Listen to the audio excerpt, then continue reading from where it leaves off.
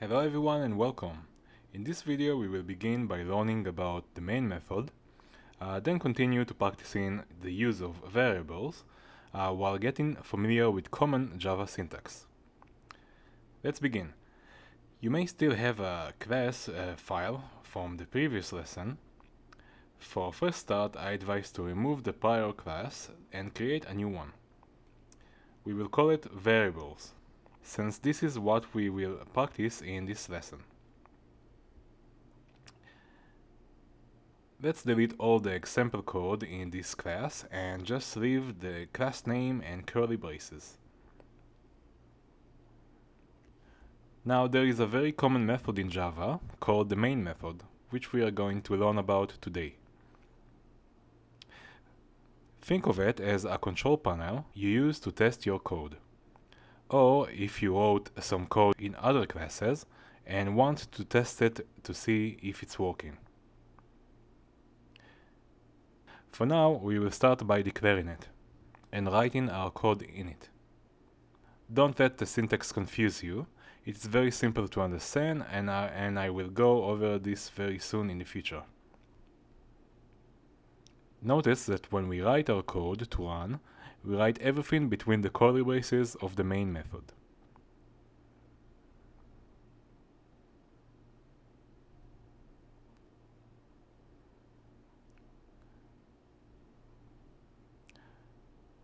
Now we just will add a small comment with a double forward slash.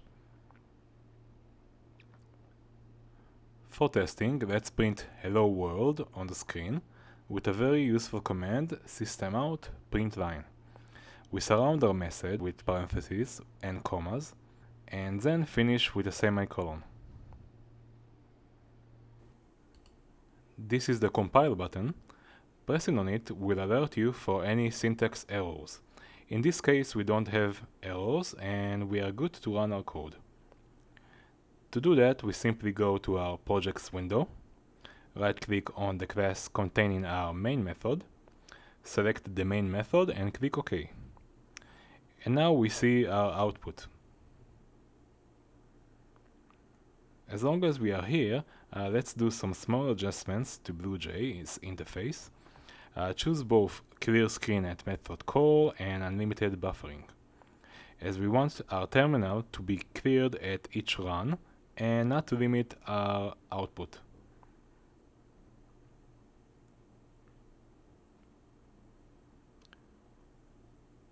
Now coming back to the print line command, it will print an output line and then will go down a line for the next output. So if we write another print row, it will show up under it, like so.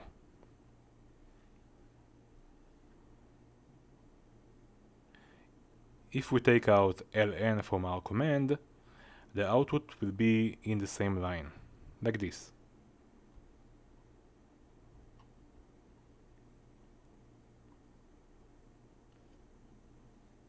In the previous lesson, we studied briefly about variables, and now we will practice.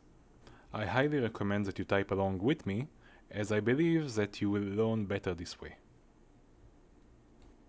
Let's start by declaring an int variable named a. Now let's assign this variable to 5. Now let's declare and assign in the same line an int variable named b with the value of 4. Now create an int named result to contain the addition of a and b. Let's print out a and b and the result.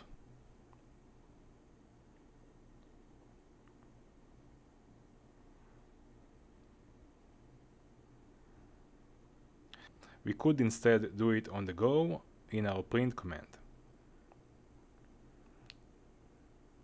and do more arithmetics actions if you want. Okay, so now what about if we want to print our variables in a more friendly way? So to do this, we can just write a nice message on the screen with the help of our commas, as we saw before, when we printed the hello world message.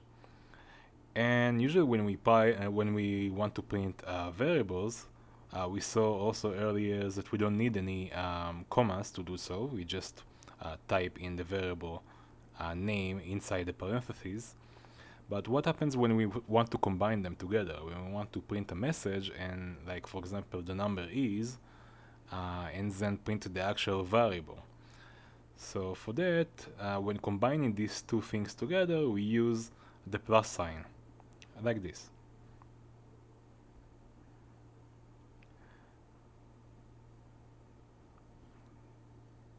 There's also an option to add a tab, meaning a few spaces to your syntax, like this.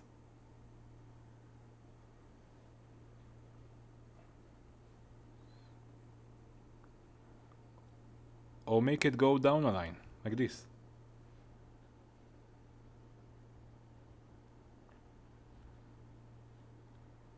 We can use all arithmetic actions as we want in Java. For example, we can use modular.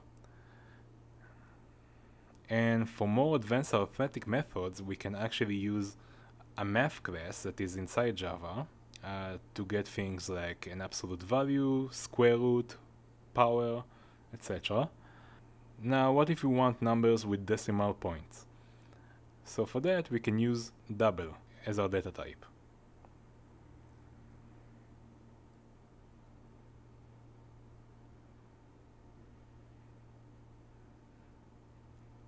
Now we can also store words or phrases if you want, and to do so we use string.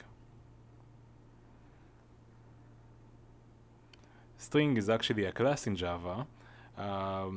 We have many string commands that we'll go over in the future, which do all kind of cool things, like combining two strings together, check if a string is equals to another string, cut a string in the middle wherever we want. But for now, let's store few words in our string.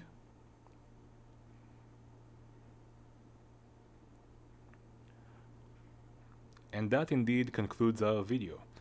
There's much more interesting thing coming up, so stay tuned. I'm Akir, and I'd like to thank you for watching, and I'll see you in the next video.